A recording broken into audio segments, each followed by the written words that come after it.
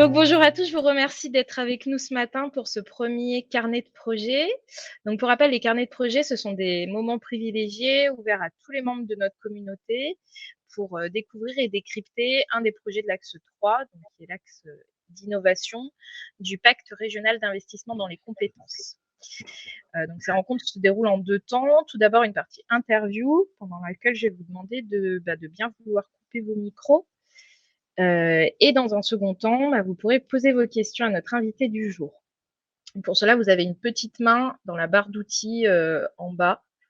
Donc, je vous inviterai tout à l'heure, quand on sera à cette deuxième partie, à cliquer dessus pour prendre la parole. Donc, aujourd'hui, je reçois Benjamin Parmentier, donc, qui est le cofondateur d'InnoKufu. Et voilà, bonjour Benjamin. Et qui est lauréat de l'appel à projet Innover pour la formation de demain, donc de l'axe 3 du pacte Auvergne-Rhône-Alpes.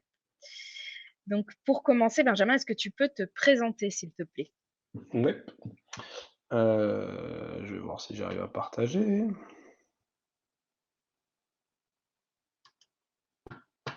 Tac.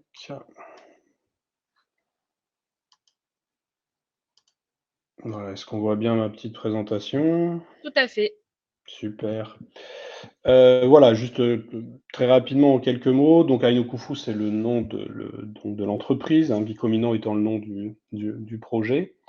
Les origines voilà, de ce projet, de cette boîte, c'est vraiment cette comparaison de deux parcours, donc des deux fondateurs, donc moi-même et Mathieu, sur notre rapport à l'apprentissage, en fait. Donc moi, comme vous le voyez avec cette superbe dictée, je suis dyslexique, donc parcours au démarrage compliqué, échec scolaire, comme je suis geek, je deviens vendeur de jeux vidéo pendant 10 ans, je me rends compte que c'est pas trop mon truc, je reprends des études, et puis en fait, ce qui va m'intéresser, c'est l'apprentissage et la pédagogie. Et je vais devenir formateur et je vais devenir expert en, en pédagogie alternative, on va dire, pour la conception de formation dans des grands groupes comme Airbus ou Saint-Gobain. Mathieu, de son côté, lui, c'est l'inverse, c'est le parcours qui est très très réussi, facilité de scolarité, toujours major de promo, etc. Il finit par devenir docteur en chimie avec quelques belles réussites et puis responsable d'une usine chimique. Mais il a deux frères dyslexiques eux aussi et qui sont dans les mêmes galères un peu que moi. Et donc, du coup, on se rend compte et on a ce questionnement de mais qu'est-ce qui fait que ça marche pour certains et pas d'autres? Et qu'est-ce qu'on peut proposer pour que ce soit plus facile pour tout le monde, en fait, tout simplement. Euh, et la réponse qu'on apporte, enfin qu'on pense à pouvoir apporter, c'est que il y a déjà des tonnes de trucs qui existent en fait. Des manières d'apprendre, il y en a des tonnes et de plus en plus et de plus en plus intéressantes. Aujourd'hui, il y a tout ce qu'il y a sur Internet, il y a les MOOC, il y a Wikipédia, il y a YouTube, on se forme énormément sur YouTube, etc. Mais c'est pas forcément facile d'accéder à tout ça. Donc on se dit que la solution, c'est peut-être d'aller chercher toutes ces choses-là, toutes ces data pédagogiques. Donc vous voyez qu'on dit ressources pédagogiques en français ou LO pour Learning Object en anglais, d'aller les chercher et de les mettre à disposition des gens. Donc la première étape, évidemment, qui est la majorité de notre travail, du travail d'Ainokufu, c'est de récupérer toutes ces datas. Et donc de travailler avec des labos de recherche pour faire du machine learning, de l'IA, etc., pour indexer, classer tout ça. Et au jour d'aujourd'hui, donc on a 3 millions de learning objects dans notre ressource, dans nos bases de données, pardon. À partir de là, évidemment, la question c'est qu'est-ce qu'on fait de tout ça? Et donc une des choses qu'on peut faire avec, c'est ce qui nous a été proposé par Pôle emploi dans l'appel à projet, donc c'est Bicomino, c'est-à-dire en gros mettre à disposition toutes ces ressources pédagogiques qui concernent des métiers en tension, hein, des métiers en recrutement, pour les mettre à disposition des demandeurs d'emploi chez Pôle emploi. Donc, dans un premier temps, on va être soutenu par le Lab Innovation, on va être incubé par le Lab Innovation d'Auvergne-Rhône-Alpes. Donc, ça, c'est à peu près il y a 2 ans, ce qui nous permet de faire un POC de Bicomino. Et ensuite, donc, lauréat de l'appel à projet, qui nous permet de développer plus concrètement Bicomino. Donc, Bicomino aujourd'hui, ça ressemble à ça. Je vais passer vite parce que je vous le présenterai tout à l'heure. En gros, qu'est-ce que ça fait? Qu'est-ce qui est l'idée derrière Bicomino? C'est donc d'avoir des tableaux métiers, classés par métier, donc en tension, qui cherche du recrutement, et puis que Bicomino vous permette permette que l'usager, l'utilisateur, et certains avantages par rapport à aller chercher par lui-même sur Internet. Donc, notamment avoir une grande variété de ressources et formations de tout type, hein, encore une fois, vidéos, MOOC, livres, pages Wikipédia, articles, etc. Et même jusqu'à formation.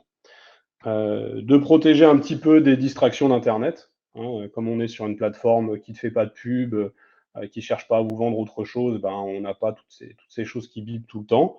Et puis évidemment, s'assurer de la sécurité des données, que ce ne soit pas des fake news, que ce ne soit pas des bêtises et que ce soit bien des ressources pédagogiques. Voilà l'idée qui est derrière. Et puis aujourd'hui, Ainokufu, c'est cette équipe-là. Donc beaucoup de personnes en data, en machine learning, des thésards, etc. Et puis quelques personnes qui s'occupent avec moi des audits pédagogiques ou voilà, de vérifier la qualité pédagogique des choses.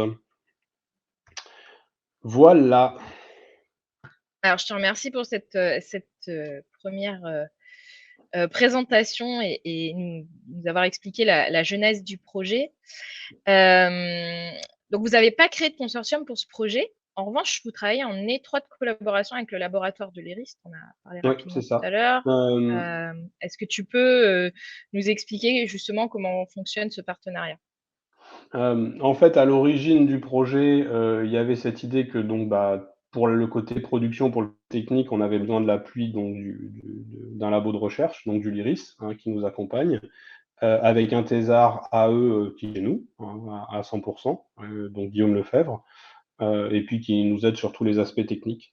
Et puis après, pour tout ce qui est communication sur l'outil, etc., ça se fait par Pôle emploi et par tout le réseau aujourd'hui qu'on peut trouver en Auvergne-Rhône-Alpes, donc les missions locales, la région, la place ici, etc., pour communiquer au maximum sur ce qu'on fait, sachant que je ne l'ai pas précisé, la plateforme dans sa version définitive est sortie au 1er décembre. Donc c'est très récent, ça fait seulement 2 mois et demi qu'on a quelque chose de définitif à communiquer dessus.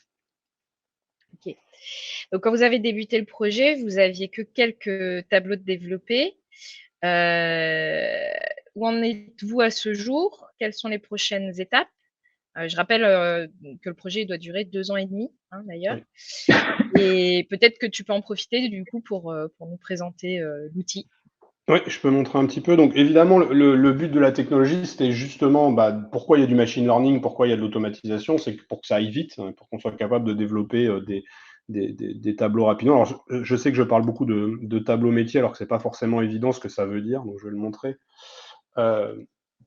Donc aujourd'hui, la plateforme, elle ressemble à ça. Donc là, vous l'avez simplement, j'y ai accédé par Internet, sachant que vous pouvez aussi est-ce que je vais y arriver l'installer sur votre ordinateur comme une application.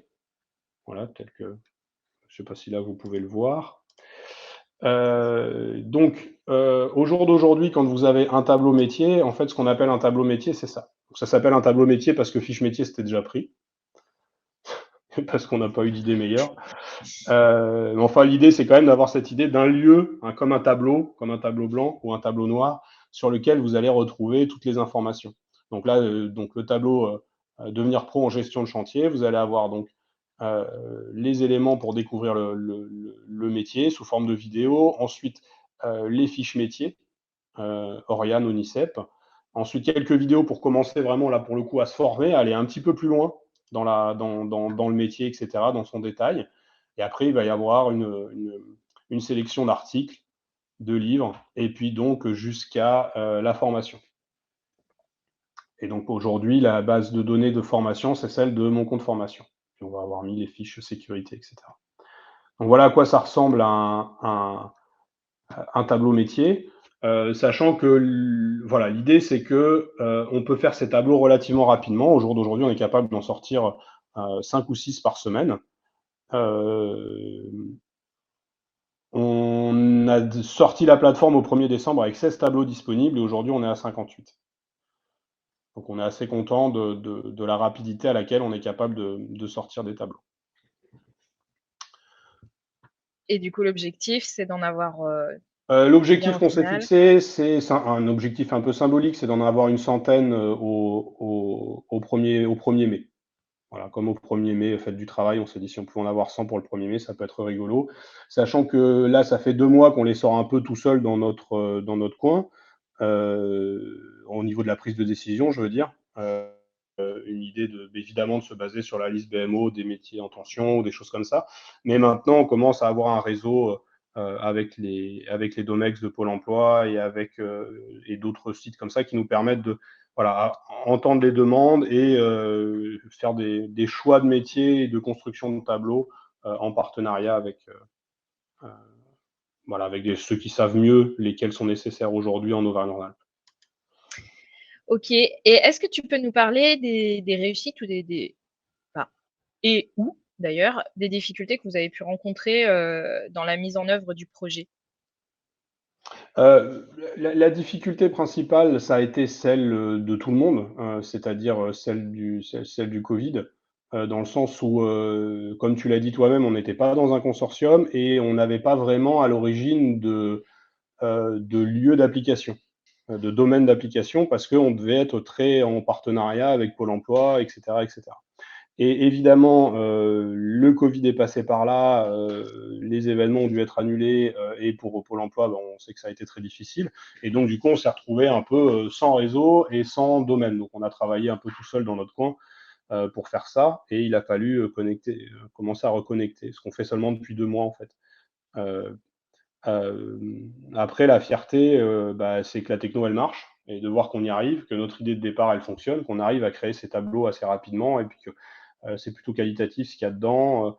Donc ouais, je pense que ça, c'est ça serait la fierté principale. Et la difficulté, c'est ça, c'est le réseau, mais c'est en train de depuis 2 mois, ça va beaucoup mieux.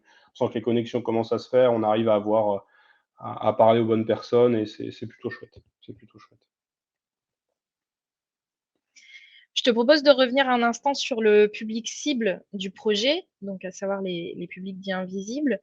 Est-ce que vous avez réussi à les mobiliser? Est-ce que vous avez mis en place une stratégie particulière par rapport à ça?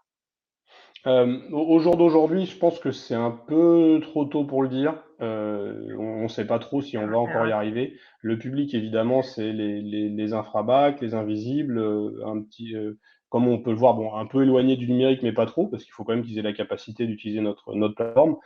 Les efforts qu'on a fait pour eux, bah, c'est que même si je suis en train de vous faire la démonstration sur un ordinateur, la plateforme a surtout été conçue pour téléphone portable, et elle fonctionne très bien sur téléphone portable. Donc ça aussi, c'est une chose qu'on a fait et dont on est content.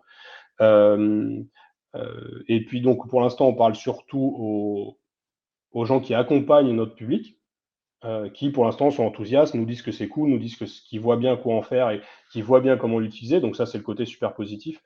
Après, je vais pas, voilà, je vais pas raconter de bobards. On ne sait pas encore si on va vraiment réussir à répondre aux besoins de notre public, etc. On l'espère très fortement et on a des bons espoirs, mais on n'en a pas encore la démonstration et la preuve. Nos données aujourd'hui, c'est que au mois de décembre, donc le mois de la sortie, on a eu 300 ou 350 utilisateurs, et le mois suivant, on avait triplé ce chiffre. On était à 900 ou quelque chose comme ça, ou alors 200, 600. Enfin bref, on avait triplé le chiffre, donc c'est que ça marche bien, le démarrage se fait bien. Puis sachant que donc, la plateforme est totalement libre d'accès, évidemment, n'importe qui peut l'utiliser. Il n'y a même pas besoin de s'inscrire pour l'utiliser. Et même question que tout à l'heure, vous vous étiez fixé des objectifs d'utilisation? Oui, oui, oui. Je peux vous partager ça. Tac, je vais la voir ici, je pense, si je dis pas de bêtises. Ah, elle est fermée. Attendez, je vous demande une petite seconde. Tac.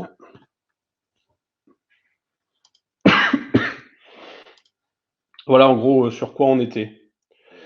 Et voilà, comme ça, les chiffres dont j'étais pas sûr, on les a.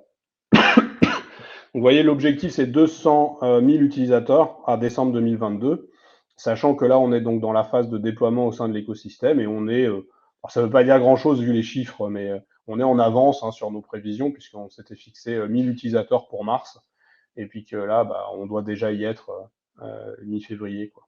Donc, et puis au niveau des sorties de tableau, on est à 58, alors qu'on en avait prévu d'en sortir 50 pour mars. Donc on est un peu en avance sur nos prévisions. Ça ne veut pas dire grand-chose, étant donné que ce qui va compter, bah, c'est notre capacité à vraiment aller chercher beaucoup de monde dans les mois à venir et surtout à nos capacités, à nos partenaires d'aller chercher beaucoup de monde dans les mois à venir. Ok, je te remercie pour ce partage de chiffres. Pour finir, est-ce que tu as des conseils à partager avec d'autres un, deux, trois, excusez-moi. Est-ce que tu as des conseils à partager avec d'autres porteurs de projets ou avec des futurs porteurs de projets? Des conseils, je ne sais pas, dans le sens où enfin, je veux dire, c'est un conseil qui s'adapte à ce que nous, on a vécu, hein, mais qui est vraiment d'être intégré dans le réseau, de bien faire attention à s'être rapproché des gens dont on a besoin pour faire les choses correctement. Je pense que nous, c'est la chose principale, mais qu'on savait depuis le début et qui n'a pas arrêté de se confirmer. C'est que la techno, elle fonctionne pas tout seul dans le néant et on a besoin d'être dans ce réseau de gens qui savent, de ce milieu très particulier qui est celui de la formation. Et on arrive avec plein d'idées, mais en même temps, voilà, il faut être en contact avec les gens qui savent où les appliquer et comment les appliquer. Donc ouais, le conseil, ça serait ça. Mais enfin, je pense que c'est assez une évidence, quoi. Ok, merci Benjamin d'avoir répondu à mes questions. Et ce que je vous propose, c'est si vous avez des questions maintenant, comme je vous le disais tout à l'heure, eh ben, c'est le moment. Eh ben, je vais donner la parole tout de suite à Jérôme. J'ai déjà au moins 3 questions. Ça marche. Je suis très curieux. La première sur la communication de masse. On sait que le public invisible est un public difficile à aller toucher. J'ai le même défi, le même challenge. Donc, savoir quelles sont les premières pistes que vous allez explorer pour essayer de communiquer, d'aller toucher ce public. La deuxième question, c'est concernant le contenu pédagogique. Vous avez été et vous êtes dysphasique ou dyslexique, je me souviens pas. Donc, est-ce qu'il y a quelque chose de particulier concernant les contenus? Est-ce qu'il y a un focus fait pour ce public de 10, qu'il soit dyslexique, dysphasique ou que sais-je? Et la troisième question, c'est sur le modèle économique. Si j'ai bien compris, l'application, elle est libre d'accès. Vous êtes déjà une belle équipe. Donc, je voulais savoir un petit peu comment vous financiez ce beau projet. Ça marche, merci beaucoup. C'est des questions intéressantes. Donc sur la première question là, sur comment toucher les invisibles, c'est un défi et l'idée qu'on a vraiment, c'est d'expérimenter enfin, moi personnellement, j'ai une conviction, c'est que ce qui marche, ça sera par nos partenaires de la métropole, des missions locales, etc., et que c'est eux qui vont réussir à aller les toucher d'une certaine manière. Bon, ça, voilà, ça c'est ma conviction personnelle. Mais cela dit, on va faire les choses entre guillemets scientifiquement, c'est-à-dire qu'on va tester, on va essayer les réseaux sociaux, les machins, voir qu'on y arrive, différents biais, et puis on verra bien ce qui donnera des résultats, même si j'ai déjà ma petite idée. Enfin, en tout cas, oui, je crois beaucoup que ça sera par les partenaires qu'on arrivera à le faire, ceux qui sont vraiment au contact et puis là où est vraiment le besoin, quoi. Voilà, très clairement. Sur la question des 10, on a mis en place un petit plugin créé par la fondation Content Square qui permet d'adapter visuellement le support, hein, pour les 10 ou pour d'autres types de handicap. Là, au stade où on en est, il marche à moitié, c'est-à-dire qu'il y a certaines choses, les polices d'écriture, etc., ça marche bien. Quand c'est des mises en page un peu plus compliquées, ça marche moins bien. Mais l'idée, c'est qu'il fonctionne totalement assez rapidement. Et puis, on est assez proche, enfin, je me suis rapproché de l'AGFIP pour voir avec eux aussi comment on pouvait encore aller plus loin et améliorer, et pourquoi pas avoir des tableaux spécifiques avec des ressources spécifiques, ou etc. On se pose beaucoup la question aussi d'adapter les tableaux en fonction du domaine et en fonction du public visé, en fait. Donc, typiquement, on a un tableau sur le soudeur, et est-ce qu'on peut avoir un tableau soudeur dans le nucléaire, et pourquoi pas un tableau soudeur pour personnes ayant telle ou telle difficulté. Voilà, c'est des questions qu'on se pose en tout cas. Et puis pour ta dernière question sur le modèle économique, en fait, Bicomino, il est gratuit et il restera. C'est vraiment l'idée qu'il y a derrière Bicomino. Par contre, Bicomino, il fait marcher un moteur. On va dire c'est une carrosserie sur un moteur, et qui est notre capacité à aller chercher des ressources pédagogiques de manière automatisée et rapide. Et ce moteur, évidemment, lui, on va chercher à le vendre. Et donc, on va avoir des outils qui vont nous permettre de le proposer à des organismes de formation, à des universités, à d'autres startups qui auraient ce besoin-là. Donc, en gros, le modèle économique, il est là. Je peux vous montrer très rapidement, parce que j'aime bien le montrer. Et si je vais... alors, est-ce que je vais pouvoir faire ça? Oui, je pense. Vous voyez, si je vais sur Google, tout bêtement Google,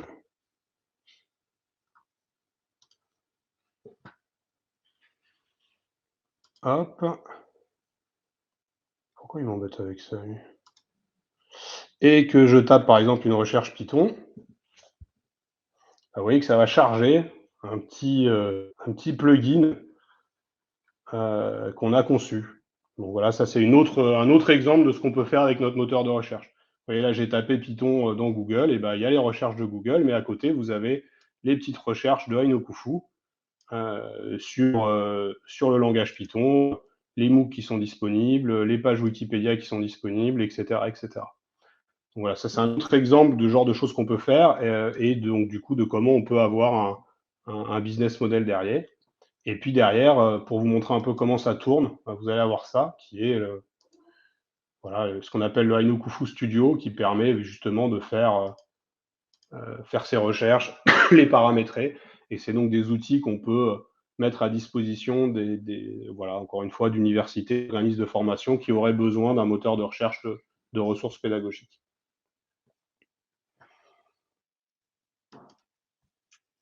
Donc je te remercie pour ta question, Jérôme, qui m'a permis de montrer nos petits joujoux internes. Merci Benjamin pour ton retour. Est-ce que si d'autres personnes ont des questions, Axel, parfait. Vas-y. Merci Julie. Merci pour la présentation, du coup, qui est assez intéressante et c'est vrai que c'est assez innovant. Vous évoquiez tout à l'heure le fait de choisir les bons partenaires, voilà, de choisir les partenaires qui aussi aller chercher les utilisateurs. Est-ce que vous avez rencontré des difficultés? Comment ça s'est fait? Parce que c'est pas forcément évident, même si ça coule de source. Oui.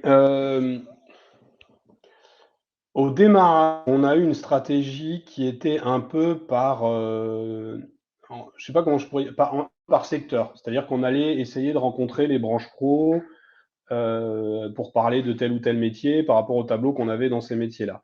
Et ça marchait moyen. Et je pense parce que comme on était un outil qui par définition est global et va sur tous les métiers, ils comprenaient, j'imagine, pas bien pourquoi eux auraient dû nous sponsoriser plutôt qu'un autre, et puis pourquoi je mettrais de l'énergie dans quelque chose qui va faire peut-être que la personne ne va pas aller dans mes métiers à moi. Enfin, en tout cas, ça marchait moyennement bien. Donc du coup, depuis la sortie de la version définitive en décembre, on s'est concentré sur aller voir les acteurs locaux entre guillemets généralistes, je ne sais pas du tout si c'est les bons mots, mais donc voilà,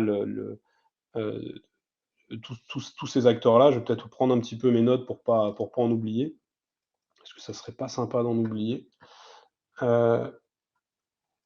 Donc, oui, principalement, donc on est allé voir le Grand Lyon, avec qui ça marche très bien. On est allé voir le MEDEF, avec qui ça marche bien. On est allé voir les EPID, les missions locales, la Maison métropolitaine d'insertion, la CCI aussi. Et puis, on a fait un partenariat parce que c'était ce qui se passait en ce moment avec la Maison de l'Apprendre et ça a été très, très bénéfique aussi. Donc voilà à peu près. Et là, pour le coup, plutôt de l'enthousiasme. Il y a plutôt de l'enthousiasme, les gens trouvent ça intéressant, voient bien comment ils pourraient l'utiliser, parce qu'on a aussi tout un côté que je n'ai pas développé, mais comme l'idée au démarrage, c'était avec Pôle emploi de vraiment faciliter la vie des conseillers Pôle emploi, on a aussi des options qui permettent d'avoir une bibliothèque, de savoir ce qu'on a consulté et de communiquer ce qu'on a consulté à notre conseiller Pôle emploi ou à notre conseiller des missions locales. Donc, c'est des outils aussi qui les intéressent bien. On est au tout début, donc on n'est pas encore passé sur la phase de test proprement dite, hein, de retour d'utilisateurs. Mais enfin, en tout cas, oui, il y a de l'enthousiasme, il y a de l'énergie, il y a de l'envie d'essayer de la part des gens qu'on a contactés, et ça, c'est plutôt chouette. surtout pour nous qui avons développé tout seul dans notre cave pendant un peu 8 mois avant ça. Donc ça nous fait du bien. Merci Benjamin, merci Axel pour ta question. Autre question, je vous rappelle la petite main en bas, prendre la parole. Bon, et écoutez, si on a fait le tour, si vous n'avez pas d'autres questions, je vous propose d'arrêter notre carnet de projet là-dessus. Ah, Axel veut poser des questions. Vas-y, je vais trop vite, fallait que j'attende en fait. Vas-y Axel. Non, j'attendais aussi de voir s'il y avait d'autres personnes qui voulaient poser des questions. Par rapport justement au partenariat, partenariat très rapproché forcément avec Pôle emploi, vous travaillez plutôt avec les personnes justement qui travaillent sur les Domex. Est-ce que vous avez eu un retour utilisateur des conseillers Pôle emploi sur l'outil? À quel niveau vous travaillez avec Pôle emploi sur le sujet? Aujourd'hui, très clairement, c'est les Domex. Il y a un vrai historique, un peu avec ses avantages et ses complications, qui était qu'à l'origine, on devait avoir vraiment des ambassadeurs en agence, et ça devait être une expérimentation agence par agence. C'est vraiment, on avait identifié des agences avec l'aide de Pôle emploi, on leur avait fait une présentation, ils étaient pour, etc. Et puis encore une fois, le Covid arrive, tout ça est annulé. Et maintenant, on sait que les agences, elles ont bien d'autres choses à faire, et on comprend bien quoi. Et donc, du coup, Pôle emploi a décidé de changer son fusil d'épaule, nous a dit, maintenant, vous allez travailler avec les Domex, c'est eux qui, en fonction de leur carnet, de leurs besoins, vous feront intervenir ou pas. Donc, du coup, nous, on les a rencontrés relativement récemment, ça date de la semaine dernière. Là aussi, pas mal d'envie et d'enthousiasme, donc c'était plutôt sympa. Et donc, du coup, en fonction de leurs problématiques à eux, donc de chaque Domex, on a des rendez-vous pour qu'ils nous aident à définir les bons tableaux, pour voir dans quel événement on pourrait intervenir, etc. On a fait une expérimentation déjà donc, pendant la semaine du numérique pour présenter Bicomino, qui a été plutôt positive. Et voilà, on a des rencontres qui vont arriver là, avec le nucléaire, avec la santé et services à la personne, etc. Donc dans les domaines où ils en sentent le besoin. Nous, notre positionnement, c'est vraiment de nous mettre au service, de dire voilà, on a un outil qui est entre guillemets généraliste. Et donc, du coup, s'il vous manque un intervenant sur un métier, s'il vous manque un truc spécifique parce que vous n'avez pas d'acteurs qui sont capables de le faire, nous, on peut y aller avec Bicomino.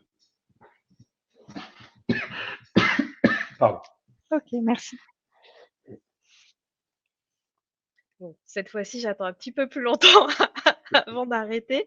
Je vous laisse quelques plus de 5 secondes pour réagir et me dire De toute si vous façon, avez moi, d'autres questions. j'ai fait le tour là. Je sais plus ce que je pourrais raconter. Oui, je crois qu'on a bien fait le tour quand même. C'était bien intéressant. Bon, j'ai pas l'impression qu'il y ait d'autres mains qui se Promis, j'en lèvent. poserai pas d'autres. J'ai pas l'impression qu'il y ait d'autres mains qui se lèvent. Du coup, je vous propose de mettre fin à notre premier carnet de projet.